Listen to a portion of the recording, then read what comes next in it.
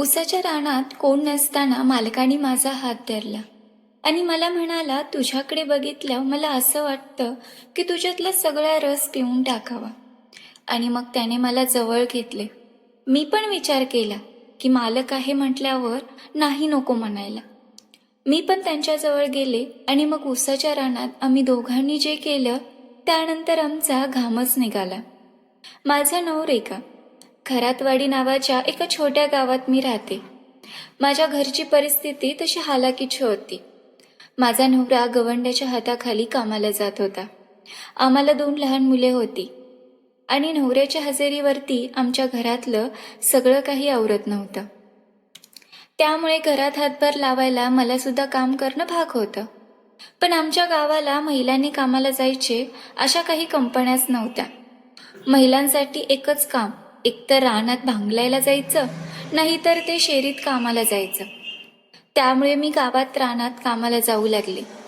मी दिसायला तशी भरगच्च होते. साडीमध्ये माझं शरीर उठून दिसायचं. गावाकडचा दणका कशाला म्हणतात हे माझ्याकडे बघून सहज कोणीही बोली. एवढी मी मोहक दिसायला होते.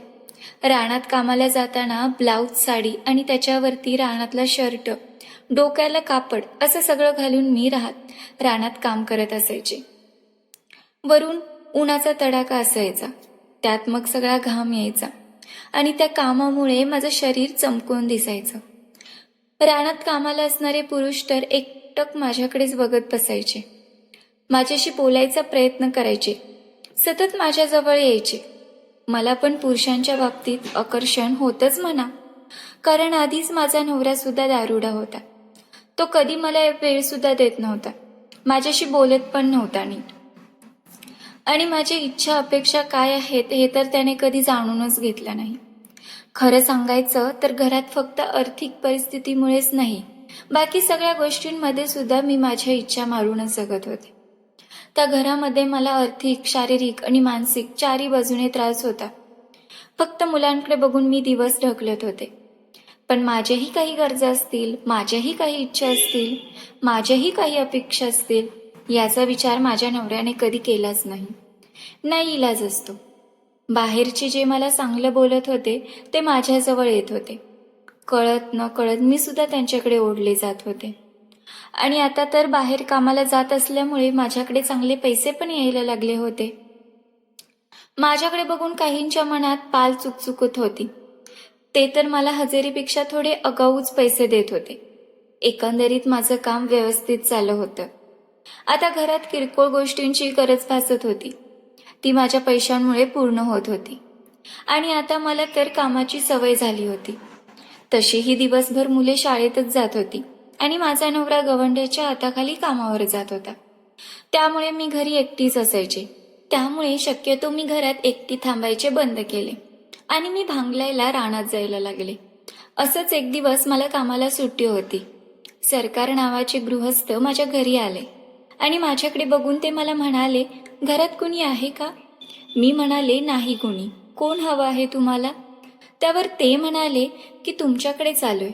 मी म्हणाले, माझ्याकडे काय काम आहे तुमचं? त्यानंतर मी त्यांना विचारू लागले की माझ्याकडे काय काम आहे, पण त्यांचं माझ्या बोलण्याकडे लक्षच नव्हतं. ते एकटक माझ्याकडेच बघत होते आणि त्यानंतर ते घरात आत आले. तुम्ही आमच्या रानात याल? मी म्हणाले, कशाला? तर ते म्हणाले की आमच्या गावातील बायका कामामुळे इकडे तिकडे जात आहेत, त्यामुळे रानातील कामाला आमच्या गावात कोणी स्त्रिया मिळत नाहीयेत. त्यामुळे मला तुमच्या गावात यावं लागलं आहे. आमच्या रानामध्ये भांगलण्यासाठी बायका हव्या होत.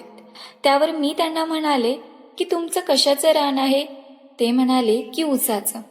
मी त्यांना म्हणाले की हजेरी किती द्याल? मग ते माझ्याकडे एकटक बघून म्हणाले की तुम्ही मागाल तेवढी. मी म्हणाले, असं कसं? आधी समजलं तर यायला बरं पडेल ना.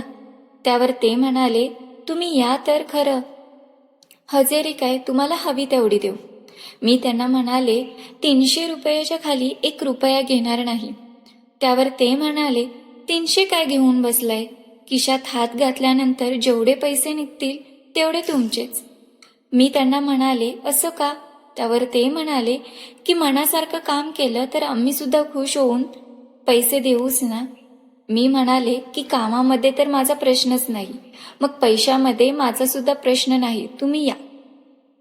मी म्हणाले ठीक आहे. मग ते मला म्हणाली तुमच्या आजूबाजूच्या 2-3 बायका येणार आहेत, त्यांच्यासोबत उद्या या. असं बोलून ते निघून गेले. मग दुसऱ्या दिवशी आमच्या आजूबाजूच्या 2-3 बायका आणि आम्ही गाडी करून बाजूच्या गावात त्यांच्या रानात भांगलायला गेलो. त्यांचं रान तसं मोठं होतं. सुरुवातीला तर त्यांचा एक कामगार आमच्या जवळ आला आणि त्याने आम्हाला सर्व रान दाखवलं. आणि त्यानंतर मग आम्ही तिघी चौघींनी ठरवलं की प्रत्येकीने एक वेगवेगळा टप्पा, एक वेगवेगळी सरी घेऊया, म्हणजे काम लवकर उरकेल. त्यानंतर मग आम्ही तिघी चौघी जणी वेगवेगळ्या बाजूने काम करायला लागलो. मी मागच्या बाजूला काम करत होते. एकमेकींचा धड आवाज पण येणार नाही एवढं आमच्यामध्ये अंतर होतं. त्या रानात ऊस दाट असल्यामुळे आजूबाजूचं काही सुद्धा दिसत नव्हतं. मग पैशासाठी काम करणं गरजेचं होतं. त्यामुळे मी बाकीचा विचार न करता कामाला सुरुवात केली आणि असंच काम करत करत अगदी दुपारची सुट्टी जवळ आली. कामगारांनी येऊन मला आवाज दिला आणि म्हणाले की जेवणाची सुट्टी करायची आहे, रानाच्या बाहेरील झाडाखाली या. मग मी बाहेर आले. बाकीच्या बायका सुद्धा तिथे जमल्या होत्या आणि मग आम्ही सर्वांनी मिळून जेवण केलं. जेवणाच्या त्या अर्ध्या तासाच्या वेळातच आमच्यात काही थोडं बोलणं झालं असेल, पण बाकी वेळ तर त्या रानात एकट्याने काम करण्यातच निघून गेला होता.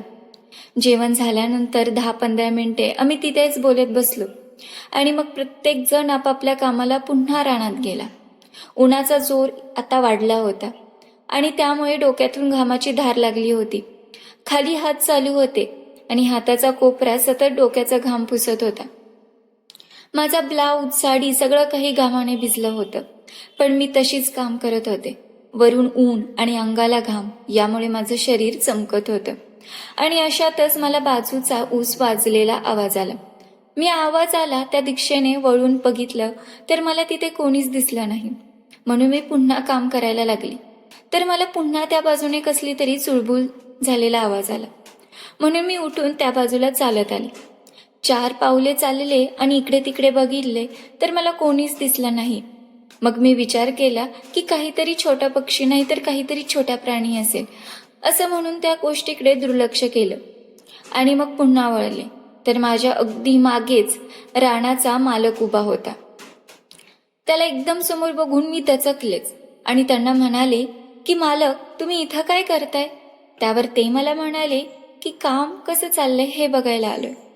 मग मी त्यांना म्हणाले की माझं काम करत होते, पण मला कसला तरी आवाज आला म्हणून मी उठून बघायला आले होते.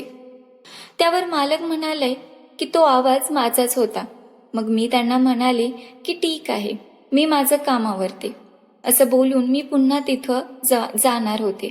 एवढ्यातच मालक मला म्हणाले की जरा थांबा, लगेच कुठे चाललीस? मी म्हणाले का, काही काम आहे का? त्यावर मालक म्हणाला की काम काय होतं राहतं, पण ही अशी वेळ पुन्हा पुन्हा येत नाही. मला काही समजलंच नाही. त्यावर मालक म्हणाला की काम काय होत राहतं, पण ही अशी वेळ पुन्हा पुन्हा येत नाही. मला काही समजलेच नाही. त्यामुळे मी त्यांना फिरून विचारलं की अशी वेळ पुन्हा पुन्हा येत नाही म्हणजे नेमकं काय? त्यावर मालक म्हणाले की अशी शांत जागा, आजूबाजूला कोणीच नाही आणि अशातच या ठिकाणी तुझ्यासारखी सुंदर बाई आणि माझ्यासारखा एक रानगा पुरुष. या तुला काही वेगळंच वाटत नाही का? मालकाच्या या बोलण्यात मला त्याच्या मनातील भाव ओळखून आला. म्हणून मी त्यांना म्हणाले की मालक, तुम्हाला नेमकं काय म्हणायचं आहे ते सविस्तर सांगा, असं कोड्यात बोलू नका. त्यावर मालक म्हणाला की मी काय म्हणतोय ते तुला चांगलं समजत आहे. त्यावर मी म्हणाले की थोडं थोडं समजतंय, पण तुमच्या तोंडून पूर्ण ऐकायला बरं वाटेल. काय असेल ते तुम्ही स्पष्टच बोला. त्यावर मालक मला म्हणाले, तुला जी हजेरी रोज मिळते त्यापेक्षा 10 पट हजेरी तुला आज एका दिवसात मिळेल. फक्त रोज जे काम करतेस त्याला बाजूला ठेवून आज तुला थोडं वेगळं काम करावं लागेल. त्यावर मी मालकांना म्हणाले की मालक, हे नक्की बरोबर वाटतंय का?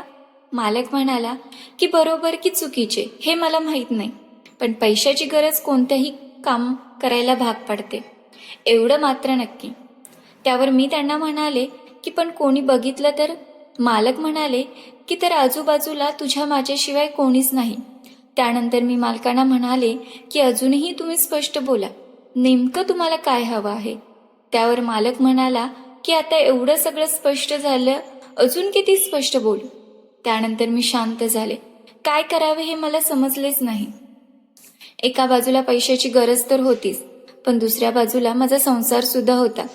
पैसा निवडायचा की पैशासाठी संसार, या प्रश्नात माझं डोकं उत्तर शोधत होतं. आणि अशातच मला माझ्या नवऱ्याची आठवण आली. आणि मग मला आठवलं नाही की शेवटची वेळ नवऱ्याने माझी इच्छा कधी पूर्ण केलेली, शेवटची वेळ नवऱ्यानं कधी मला प्रेमाने जवळ घेतलेलं, शेवटची वेळ मला काय हवं आहे काय नको आहे हे नवऱ्याने कधी विचारलेलं. हे सगळे प्रश्न माझ्या मनामध्ये खेळत होते. आणि अशातच या उसाच्या रानामध्ये माझ्यासमोर एक रांगडा पुरुष उभा होता, जो माझ्या सर्व इच्छा पूर्ण करायला तयार होता.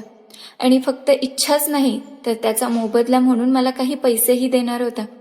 सगळ्या बाजूचा विचार करत शेवटी मी मुलाच्या शिक्षणासाठी पैसेच हवेत आहेत आणि माझ्याही काही इच्छा आहेत, या एकाच ठिकाणी पूर्ण होत आहेत, तर नकारच करायचा या निर्णयावरती पोहोचले. आणि मी मालकाला काहीच न बोलता त्यांच्यासमोर नजर खाली करून उभी राहिले. कदाचित माझ्या त्या नजरेमध्ये त्याला होकार जाणवला असावा. आणि मग त्याने माझ्या त्या भरगच्च खांद्यावरती हात ठेवला आणि तसाच तो हात माझ्या हातावरून सरकावत खाली आला. आणि त्याने माझे हात हातात घेतले आणि त्याने मला त्याच्याजवळ ओढले.